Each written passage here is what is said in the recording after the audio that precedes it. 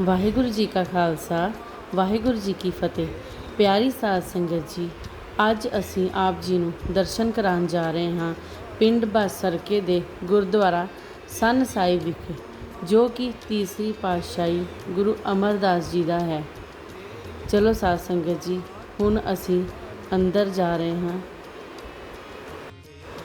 ਅੰਦਰ ਆਉਣ ਤੋਂ ਬਾਅਦ ਇਹ ਨਜ਼ਾਰਾ ਇੰਨਾ ਅੱਛਾ ਔਰ ਇੰਨਾ ਸੁੰਦਰ ਲੱਗ ਰਿਹਾ ਹੈ ਕਿ ਇਹ ਕਿਸੇ ਸਵਰਗ ਤੋਂ ਘੱਟ ਨਹੀਂ ਲੱਗ ਰਿਹਾ। ਚਲੋ ਸਾਧ ਸੰਗਤ ਜੀ, ਹੁਣ ਅਸੀਂ ਗੁਰਦੁਆਰਾ ਸਾਹਿਬ ਜੀ ਦੇ ਅੰਦਰ ਜਾ ਕੇ ਆਪ ਜੀ ਨੂੰ ਹੋਰ ਜਾਣਕਾਰੀ ਮੁਹੱਈਆ ਕਰਾ ਰਹੇ ਹਾਂ। ਸਾਧ ਸੰਗਤ ਜੀ, ਇਹ ਜੋੜਾ ਘਰ ਹੈ। ਇੱਥੇ ਤੁਸੀਂ ਆਪਣੇ ਜੋੜੇ ਉਤਾਰ ਸਕਦੇ ਹੋ ਔਰ ਇਹ ਜੋੜਾ ਘਰ ਤੋਂ ਅਸੀਂ ਬਹੁਤ ਹੀ ਸੁੰਦਰ ਗੁਰਦੁਆਰਾ ਸਾਹਿਬ ਜੀ ਦਾ ਦ੍ਰਿਸ਼ ਦੇਖ ਰਹੇ ਹਾਂ। ਸਾਧ ਸੰਗਤ ਜੀ, ਅੱਗੇ ਚੱਲ ਕੇ ਅਸੀਂ ਆਪਣੇ ਹੱਥ ਔਰ ਪੈਰ ਧੋ ਕੇ ਗੁਰਦੁਆਰਾ ਸਾਹਿਬ ਜੀ ਦੇ ਅੰਦਰ ਦਰਸ਼ਨ ਕਰਨ ਜਾਵਾਂਗੇ ਔਰ ਆਪ ਜੀ ਨੂੰ ਵੀ ਕਰਾਵਾਂਗੇ।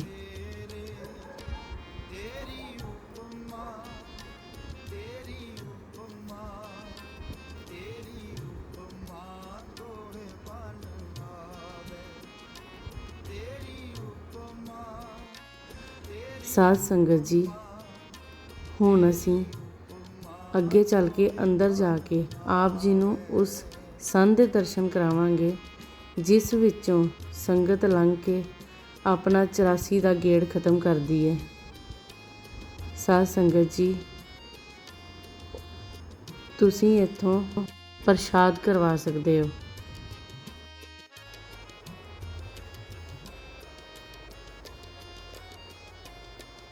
ਸਾਧ ਸੰਗਤ ਜੀ, ਵੈਸੇ ਤਾਂ ਇੱਥੇ ਵੀ ਸੰਨ ਸਾਹਿਬ ਗੁਰਦੁਆਰੇ ਦਾ ਪੂਰਾ ਇਤਿਹਾਸ ਲਿਖਿਆ ਹੈ, ਪਰ ਅਸੀਂ ਇੱਥੋਂ ਦੇ ਗ੍ਰੰਥੀ ਸਾਹਿਬ ਜੀ ਕੋਲੋਂ ਸੰਖੇਪ ਵਿੱਚ ਪੂਰਾ ਇਤਿਹਾਸ ਸੁਣਾਂਗੇ ਔਰ ਆਪ ਜੀ ਨੂੰ ਵੀ ਸੁਣਾਵਾਂਗੇ।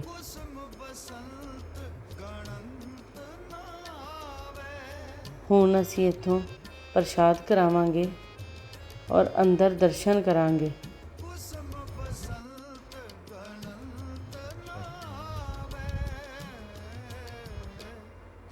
ਅਸੀਂ ਪ੍ਰਸ਼ਾਦ ਕਰਾ ਲਿਆ ਹੈ। ਹੁਣ ਅਸੀਂ ਅੰਦਰ ਦਰਸ਼ਨ ਕਰਨ ਜਾ ਰਹੇ ਹਾਂ।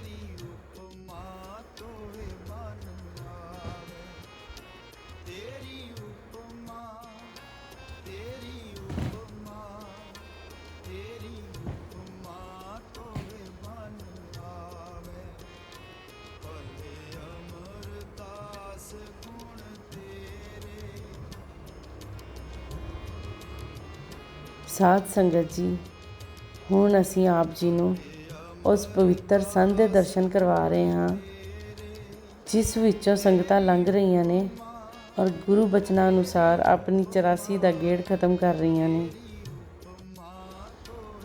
ਇਹ ਉਹੀ ਪਵਿੱਤਰ ਸੰਨ ਹੈ।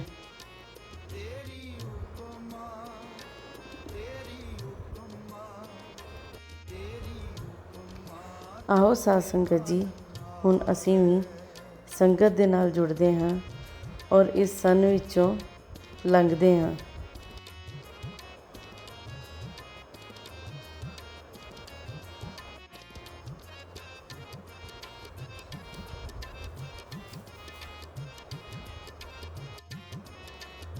ਸਾਧ ਸੰਗਤ ਜੀ, ਇਹ ਸੰਨ ਛੋਟੀ ਦਿਖਦੀ ਹੈ, ਪਰ ਗੁਰੂ ਦੀ ਕਿਰਪਾ ਨਾਲ ਭਾਰਾ ਬੰਦਾ ਵੀ ਇਸ ਵਿੱਚੋਂ ਆਰਾਮ ਨਾਲ ਨਿਕਲ ਜਾਂਦਾ ਹੈ ਔਰ ਪਰਮਾਤਮਾ ਦੇ ਅਲੌਕਿਕ ਦਰਸ਼ਨ ਕਰ ਲੈਂਦਾ ਹੈ। ਸਾਧ ਸੰਗਤ ਜੀ, ਆਓ ਹੁਣ ਅਸੀਂ ਬੈਠ ਕੇ ਥੋੜ੍ਹੀ ਦੇਰ ਗੁਰੂ ਚਰਨਾਂ ਵਿੱਚ ਹਾਜ਼ਰੀ ਲਗਾਈਏ। ਫਿਰ ਅਸੀਂ ਤੁਹਾਨੂੰ ਗੁਰਦੁਆਰਾ ਸਾਹਿਬ ਜੀ ਦੇ ਦਰਸ਼ਨ ਕਰਾਵਾਂਗੇ ਔਰ ਬਾਬਾ ਜੀ ਕੋ ਇਤਿਹਾਸ ਸੁਣਾਂਗੇ। ਵਾਹਿਗੁਰੂ ਜੀ ਕਾ ਖਾਲਸਾ, ਵਾਹਿਗੁਰੂ ਜੀ ਕੀ ਫਤਿਹ। ਭੱਲੇ ਅਮਰਦਾਸ ਗੁਣ ਤੇਰੇ, ਤੇਰੀ ਉਪਮਾ ਤੋਹੇ ਬਣ ਆਵੇ।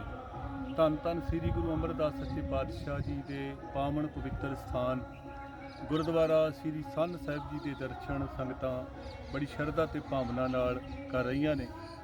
ਗੁਰਦੁਆਰਾ ਸੰਨ ਸਾਹਿਬ ਗੁਰੂ ਅਮਰਦਾਸ ਸੱਚੇ ਪਾਤਸ਼ਾਹ ਜੀ ਮਹਾਰਾਜ ਉਹਨਾਂ ਦਾ ਇਹੀ ਨਗਰ ਸੰਨ ਸਾਹਿਬ ਦੇ ਨਾਲ ਬਾਸਰ ਕੇ ਗਿੱਲਾਂ ਬਾਬਾ ਤੇਜਭਾਨ ਜੀ ਦੇ ਗ੍ਰਹਿ ਵਿਖੇ ਮਾਤਾ ਸੁਲੱਖਣੀ ਜੀ ਮਾਤਾ ਲక్ష్ਮੀ ਜੀ ਦੀ ਕੁੱਖ ਤੋਂ ਸਤਿਗੁਰੂ ਜੀ 1479 ਈਸਵੀ 1536 ਬਿਕਰਮੀ ਵਿੱਚ ਸਤਿਗੁਰਾਂ ਨੇ ਇਸ ਨਗਰ ਵਿੱਚ ਪ੍ਰਕਾਸ਼ ਹੋਣਾ ਕੀਤਾ।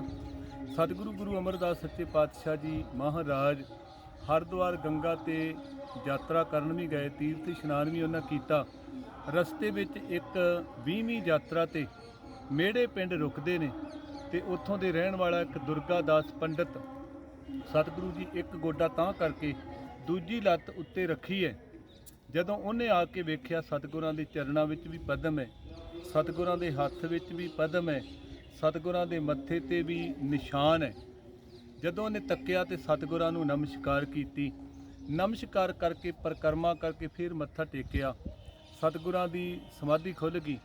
ਸਤਿਗੁਰਾਂ ਤੱਕਿਆ, ਕਹਿਣ ਲੱਗੇ ਪੰਡਤ ਜੀ ਤੁਸੀਂ ਭਾਰ ਕਿਉਂ ਚੜਾਈ ਜਾਂਦੇ ਹੋ? ਉਹ ਪੰਡਤ ਕਹਿਣ ਲੱਗਾ ਸਤਿਗੁਰੂ ਜੀ ਤੁਹਾਡੇ ਚਰਨਾਂ ਵਿੱਚ ਪਦਮ ਚਿੰਨ੍ਹ ਹੈ, ਤੁਹਾਡੇ ਹੱਥ ਵਿੱਚ ਵੀ ਪਦਮ ਚਿੰਨ੍ਹ ਹੈ, ਤੁਹਾਡੇ ਮੱਥੇ ਤੇ ਜਿਹੜਾ ਬਖਸ਼ਿਸ਼ ਦਾ ਨਿਸ਼ਾਨ ਹੈ, ਇਹਦੇ ਬਾਰੇ ਸਤਿਗੁਰਾਂ ਨੇ ਬਾਣੀ ਵਿੱਚ ਵੀ ਦੱਸਣਾ ਕੀਤਾ ਹੈ। ਬਾਰਜ ਕਰ ਦਾਹਿਣ ਹੈ ਸਿੱਧ ਸਨਮੁਖ ਮੁਖ ਜੋਬ ਹੈ, ਰਿੱਧ ਬਸੇ ਬਾਵਾਂਗ ਜੋ ਤੀਨ ਲੋਕਾਂਤਰ ਮੋਹ ਹੈ, ਰਿਦੇ ਬਸੇ ਅਕਹੀਓ ਸੋਏ ਰਸ ਤੇ ਨਹੀਂ ਜਾਤੋ, ਮੁਖੋਂ ਭਗਤ ਉਚਰੇ ਅਮਰ ਗੁਰ ਇਤ ਰੰਗ ਰਾਤੋ। ਇਹ ਸਤਿਗੁਰਾਂ ਨੇ ਸ਼ਬਦ ਬਖਸ਼ਿਸ਼ ਕੀਤਾ ਹੈ। ਸਤਿਗੁਰੂ ਗੁਰੂ ਅਮਰਦਾਸ ਸੱਚੇ ਪਾਤਸ਼ਾਹ ਜੀ ਮਹਾਰਾਜ 21ਵੀਂ ਯਾਤਰਾ ਤੇ ਆਏ ਗਏ ਤੇ ਇੱਕ ਬ੍ਰਹਮਚਾਰੀ ਮਿਲਿਆ, ਉਹਨੂੰ ਘਰ ਲੈ ਆਂਦਾ। ਘਰ ਲਿਆ ਕੇ ਉਹਦੀ ਖਿਦਮਤ ਕੀਤੀ, ਸੇਵਾ ਕੀਤੀ। ਰਾਤ ਵਾਹਿਗੁਰੂ ਪਰਮੇਸ਼ਰ ਦੀਆਂ ਕਥਾ ਕਹਾਣੀਆਂ ਉਹਨੂੰ ਸੁਣਾਈਆਂ, ਬੜਾ ਪ੍ਰਭਾਵਿਤ ਹੋਇਆ। ਦਿਨ ਚੜਿਆ, ਉਹਨੇ ਪੁੱਛਿਆ ਬਜ਼ੁਰਗਵਾਦ ਬੜਾ ਸਿਆਣਾ ਹੈ। ਕਹਿਣ ਲੱਗਾ ਇਹ ਬਜ਼ੁਰਗ ਜੀ ਤੁਹਾਡਾ ਗੁਰੂ ਕਿਹੜਾ? ਤੇ ਸਤਿਗੁਰੂ ਕਹਿਣ ਲੱਗੇ ਗੁਰੂ ਹਾਲੇ ਧਾਰਨ ਨਹੀਂ ਕੀਤਾ। ਬੜੇ ਕ੍ਰੋਧ ਵਿੱਚ ਉਹ ਕਹਿਣ ਲੱਗਾ ਲਾਨਤ ਹੈ ਮੇਰੇ, ਮੈਂ ਤੁਹਾਡਾ ਸੰਗ ਕੀਤਾ, ਤੁਹਾਡੇ ਹੱਥੋਂ ਜਲ ਪਾਣੀ ਵੀ ਛਕਿਆ, ਮੈਂ ਦੁਬਾਰਾ ਤੀਰਥ ਯਾਤਰਾ ਕਰਕੇ ਆਪਣੇ ਜਿਹੜੇ ਕੋ ਕਰਮ ਫੇਰ ਧੋਵਾਂਗਾ। ਨਾ ਮਿਟਣ ਵਾਲੀ ਉਦਾਸੀ ਵਿੱਚ ਪਏ ਗੁਰੂ ਅਮਰਦਾਸ ਸੱਚੇ ਪਾਤਸ਼ਾਹ ਦੇ ਭਤੀਜਾ ਜੀ ਭਾਈ ਜੱਸੂ ਜੀ ਨਾਲ ਸਤਿਗੁਰੂ ਗੁਰੂ ਅੰਗਦ ਦੇ ਪਾਤਸ਼ਾਹ ਦੀ ਸਾਹਿਬਜ਼ਾਦੀ ਵਿਆਹੀ ਸੀ ਤੇ ਉਹਨਾਂ ਨੇ ਅੰਮ੍ਰਿਤ ਵੇਲੇ ਉੱਠ ਕੇ ਬਾਣੀ ਪੜ੍ਹਨੀ। ਬਾਣੀ ਕਿਹੜੀ ਪੜ੍ਹਨੀ? ਆਸਾ ਜੀ ਦੀ ਵਾਰ ਦਾ ਕੀਰਤਨ ਕਰਨਾ, ਨਾਲ ਨਾਲ ਦੁੱਧ ਰਿੜਕਣਾ, ਇੱਕ ਬੰਨੇ ਮਧਾਣੀ ਤੇ ਇੱਕ ਬੰਨੇ ਬਾਣੀ ਪੜ੍ਹਨੀ। ਬਾਣੀ ਪੜ੍ਹਨੀ ਤੇ ਗੁਰੂ ਅਮਰਦਾਸ ਸੱਚੇ ਪਾਤਸ਼ਾਹ ਨੇ ਬਾਣੀ ਸੁਣੀ। ਉਹਦੇ ਵਿੱਚ ਇੱਕ ਬਾਣੀ ਦਾ ਸ਼ਬਦ ਉਹਨੇ ਪੜ੍ਹਿਆ, ਮਾਰੂ ਮਹੱਲਾ ਪਹਿਲਾ, ਕਰਨੀ ਕਾਗਦ ਮਨ ਮਸਵਾਣੀ ਬੁਰਾ ਭਲਾ ਦੋਇ ਲੇਖ ਪਏ ਵਾਲਾ ਸ਼ਬਦ ਪੜ੍ਹਿਆ। ਸਤਿਗੁਰਾਂ ਦਾ ਮਨ ਦਰਵ ਗਿਆ। ਦਿਨ ਚੜ੍ਹਿਆ, ਆਪਣੇ ਘਰ ਗਏ ਤੇ ਆਪਣੀ ਭਰਜਾਈ ਭਾਗੋ ਨੂੰ ਜਾ ਕੇ ਆਖਿਆ ਕਿ ਭਰਜਾਈ ਅੰਮ੍ਰਿਤ ਵੇਲੇ ਇਸ ਘਰ ਵਿੱਚੋਂ ਬੜੀ ਮਿੱਠੀ ਆਵਾਜ਼ ਆਈ, ਬਾਣੀ ਕੌਣ ਪੜ੍ਹਦਾ ਸੀ? ਉਹਨੇ ਦੱਸਿਆ ਕਿ ਬਾਣੀ ਪੜ੍ਹਦੀ ਸੀ ਤੇਰੀ ਨੂੰਹ ਰਾਣੀ ਭਾਈ ਜੱਸੂ ਦੀ ਘਰਵਾਲੀ ਧਰਮ ਪਤਨੀ ਗੁਰੂ ਅੰਗਦ ਦੇ ਪਾਤਸ਼ਾਹ ਦੀ ਸਾਹਿਬਜ਼ਾਦੀ। ਗਏ ਨੇੜੇ, ਆਖਿਆ ਬੀਬਾ ਧੀਏ ਮੈਨੂੰ ਉਹ ਬਾਣੀ ਸੁਣਾ।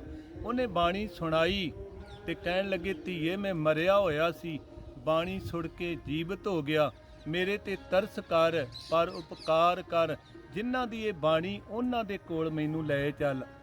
ਬੀਬੀ ਅਮਰੋ ਜੀ ਆਪਣੇ ਪਤੀ ਭਾਈ ਜੱਸੂ, ਆਪਣੇ ਸਹੁਰਾ ਜੀ, ਆਪਣੀ ਸੱਸ ਕੋ ਆਗਿਆ ਲੈ ਕੇ ਗੁਰੂ ਅਮਰਦਾਸ ਤੇ ਬੀਬੀ ਅਮਰੋ ਜੀ ਇਸ ਬਾਸਰ ਕੇ ਗਿੱਲਾਂ ਵਿਖੋਂ ਖਡੂਰ ਵਿਖੇ ਗਏ ਨੇ।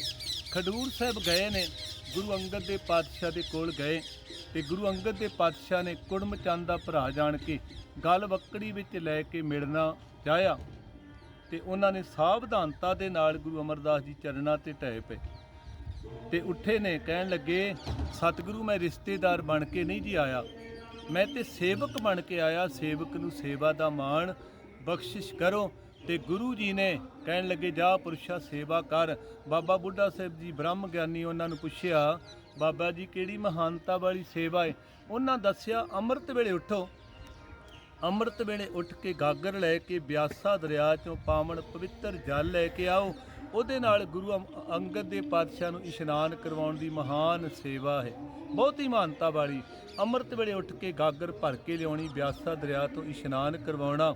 12 ਸਾਲ ਲਗਾਤਾਰ ਇਸ਼ਨਾਨ ਕਰਵਾਇਆ। ਅਗਜਾਮ ਹੋਇਆ, ਅਖੀਰ ਤੇ ਰਸਤੇ ਵਿੱਚ ਗਾਗਰ ਚੁੱਕੀ ਆਉਂਦੇ ਨੇ।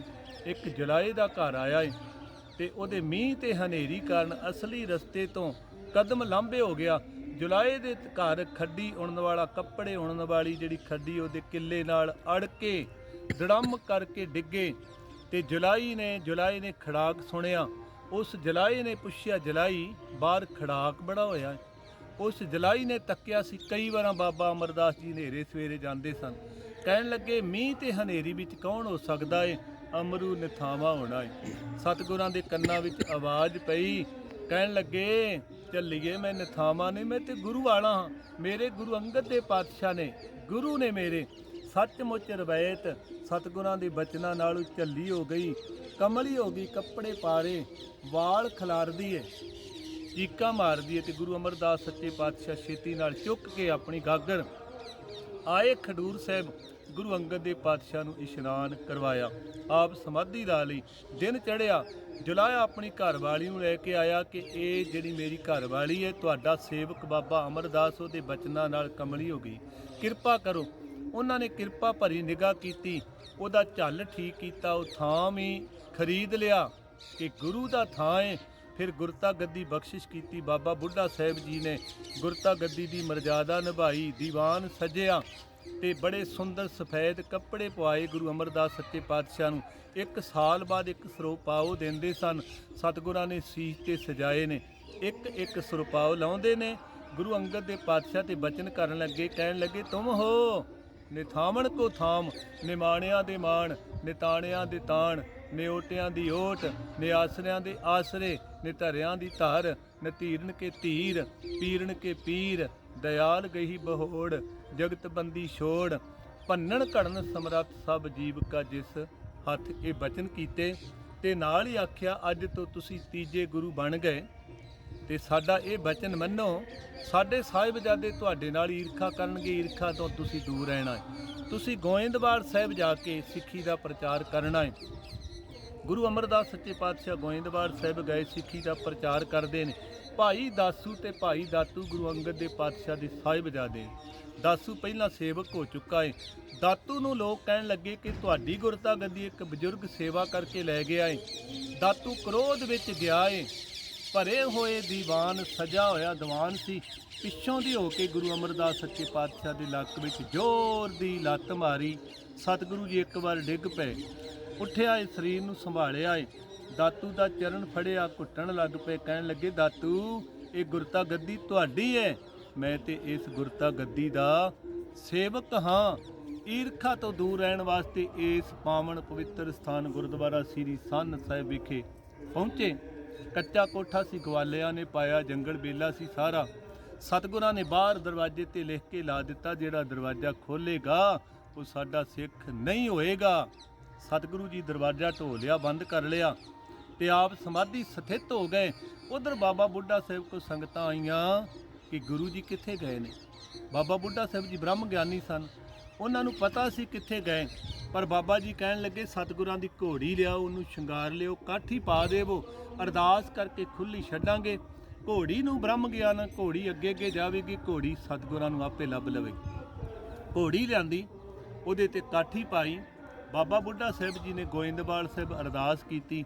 ਸੰਗਤਾਂ ਪਿੱਛੇ ਪਿੱਛੇ ਸਤਿਨਾਮ ਵਾਹਿਗੁਰੂ ਦਾ ਜਾਪ ਕਰਕੇ ਇਸ ਪਾਵਨ ਪਵਿੱਤਰ ਸਥਾਨ ਗੁਰਦੁਆਰਾ ਸ੍ਰੀ ਸੰਨ ਸਾਹਿਬ ਪਹੁੰਚ ਗਏ। ਜਦੋਂ ਪਹੁੰਚੇ, ਘੋੜੀ ਨੇ ਪਰਿਕਰਮਾ ਕੀਤੀ, ਸੰਗਤਾਂ ਨੇ ਬਾਬਾ ਬੁੱਢਾ ਸਾਹਿਬ ਜੀ ਸਮੇਤ ਪਰਿਕਰਮਾ ਕੀਤੀ। ਸਾਹਮਣੇ ਦਰਵਾਜ਼ੇ ਤੇ ਆਏ। ਦਰਵਾਜ਼ੇ ਤੇ ਲਿਖਿਆ ਸੀ, ਜਿਹੜਾ ਦਰਵਾਜ਼ਾ ਖੋਲ੍ਹੇਗਾ ਸਾਡਾ ਸਿੱਖ ਨਹੀਂ ਹੋਏਗਾ। ਬਾਬਾ ਬੁੱਢਾ ਸਾਹਿਬ ਜੀ ਕਹਿਣ ਲੱਗੇ, ਅਸੀਂ ਤੇ ਗੁਰੂ ਦੇ ਸਿੱਖ ਹਾਂ। ਪਿੱਛੋਂ ਦੀ ਆ ਕੇ ਪਿੱਛੋਂ ਕੱਚੇ ਕੋਠੇ ਨੂੰ ਪਾੜ ਲਾਇਆ। ਪਾੜ ਲਾ ਕੇ ਬਾਬਾ ਜੀ ਲੰਘੇ, ਹੋਰ ਸੰਗਤਾਂ ਲੰਘੀਆਂ। ਸਤਿਗੁਰਾਂ ਦੀ ਸਮਾਧੀ ਖੁੱਲ੍ਹ ਗਈ। ਕਹਿਣ ਲੱਗੇ, ਬਾਬਾ ਜੀ ਤੁਸੀਂ ਤੇ ਬ੍ਰਹਮ ਗਿਆਨੀ ਜੋ, ਤੁਸੀਂ ਇਹ ਦਰਵਾਜ਼ਾ ਖੋਲ੍ਹ ਕੇ ਕਿਉਂ ਆਏ? ਬਾਬਾ ਜੀ ਕਹਿਣ ਲੱਗੇ, ਦਰਵਾਜ਼ਾ ਅਸੀਂ ਨਹੀਂ ਖੋਲ੍ਹਿਆ, ਤੁਹਾਡਾ ਬਚਨ ਲਿਖਿਆ ਹੈ, ਅਸੀਂ ਮੰਨਿਆ ਹੈ। ਅਸੀਂ ਸੰਗਤਾਂ ਨੂੰ ਦਰਸ਼ਨ ਕਰਵਾਉਣ ਵਾਸਤੇ ਪਿੱਛੋਂ ਦੀ ਪਾੜ ਲਾਇਆ, ਸੰਨ ਲਾਈ ਹੈ ਤੇ ਤੁਹਾਡੇ ਦਰਸ਼ਨ ਸੰਗਤਾਂ ਨੂੰ ਕਰਵਾਉਣ ਵਾਸਤੇ ਆਏ ਹਾਂ। ਸਤਿਗੁਰੂ ਜੀ ਇੰਨੇ ਪ੍ਰਸੰਨ ਹੋਏ। ਕਹਿਣ ਲੱਗੇ, ਬਾਬਾ ਜੀ ਤੁਸੀਂ ਪੂਰਨ ਬ੍ਰਹਮ ਗਿਆਨੀ, ਤੁਸੀਂ ਪਰ ਉਪਕਾਰੀ ਸਾਧੂ ਜੋ, ਤੁਸੀਂ ਕਲਯੁਗੀ ਜੀਵਾਂ ਦਾ ਉਧਾਰ ਕਰ ਬਣਾ ਦਿੱਤਾ ਹੈ। ਕਲਯੁਗੀ ਜੀਵ ਸ਼ਰਧਾ ਭਾਵਨਾ ਸਹਿਤ ਇਸ ਪਾਵਨ ਪਵਿੱਤਰ ਸਥਾਨ ਗੁਰਦੁਆਰਾ ਸ੍ਰੀ ਸੰਨ ਸਾਹਿਬ ਆ ਕੇ ਸੰਨ ਵਿੱਚ ਦੀ ਲੰਘ ਕੇ ਦਰਸ਼ਨ ਕਰਨਗੇ, ਉਹਨਾਂ ਦੀ 84 ਕੱਟੀ ਜਾਵੇਗੀ। ਪਿੱਛੇ ਸੰਨ ਤੇ ਅੱਖਰ ਉਕਰੇ ਹੋਏ ਨੇ, ਸੰਨ ਬੀਚ ਨਰ ਜੋ ਲੱਖ ਜਾਵੇ, ਸੋ ਨਰ ਜਮ ਕੈ ਪੰਥ ਨਾ ਪਾਵੈ। ਇਹ ਸਤਿਗੁਰੂ ਗੁਰੂ ਅਮਰਦਾਸ ਸੱਚੇ ਪਾਤਸ਼ਾਹ ਦਾ ਪਾਵਨ ਪਵਿੱਤਰ ਸਥਾਨ ਗੁਰਦੁਆਰਾ ਸ੍ਰੀ ਸੰਨ ਸਾਹਿਬ ਹੈ, ਜਿੱਥੇ ਸੰਗਤਾਂ ਆ ਕੇ ਜੋ ਮੰਗੇ ਠਾਕੁਰ ਆਪਣੇ ਤੇ ਸੋਈ ਸੋਈ ਦੇਵੇ ਵਾਲੀਆਂ ਬਖਸ਼ਾਂ ਪ੍ਰਾਪਤ ਕਰਦੀਆਂ ਨੇ। ਵਾਹਿਗੁਰੂ ਜੀ ਕਾ ਖਾਲਸਾ, ਵਾਹਿਗੁਰੂ ਜੀ ਕੀ ਫਤਿਹ।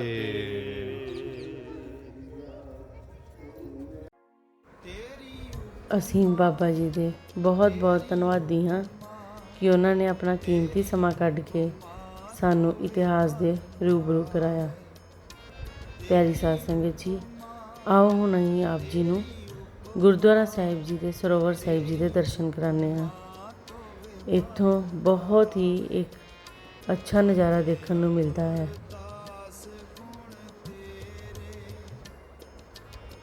ਸਾਧ ਸੰਗਤ ਜੀ, ਆਓ ਹੁਣ ਅਸੀਂ ਬਾਕੀ ਦੀ ਪਰਿਕਰਮਾ ਵੀ ਪੂਰੀ ਕਰਦੇ ਹਾਂ।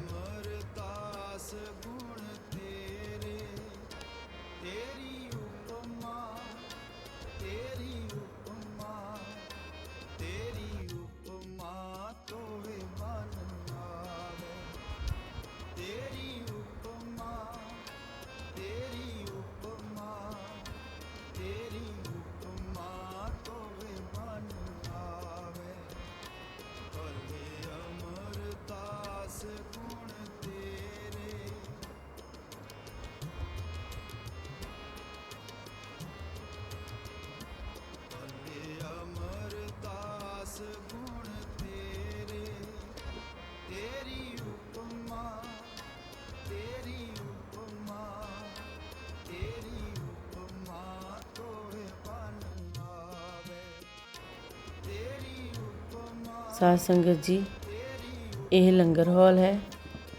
ਹੁਣ ਅਸੀਂ ਜਾ ਰਹੇ ਹਾਂ ਲੰਗਰ ਛਕਣ। ਇੱਥੇ ਬਹੁਤ ਹੀ ਪਿਆਰ ਔਰ ਸਤਿਕਾਰ ਨਾਲ ਲੰਗਰ ਛਕਾਇਆ ਜਾਂਦਾ ਹੈ। ਇੱਥੋਂ ਦਾ ਲੰਗਰ ਬਹੁਤ ਹੀ ਸਵਾਦ ਹੁੰਦਾ ਹੈ ਔਰ ਜਲ ਇੰਨਾ ਮਿੱਠਾ ਹੁੰਦਾ ਹੈ ਕਿ ਜਿਵੇਂ ਅਸੀਂ ਅੰਮ੍ਰਿਤ ਪੀ ਰਹੇ ਹੁੰਦੇ ਹਾਂ।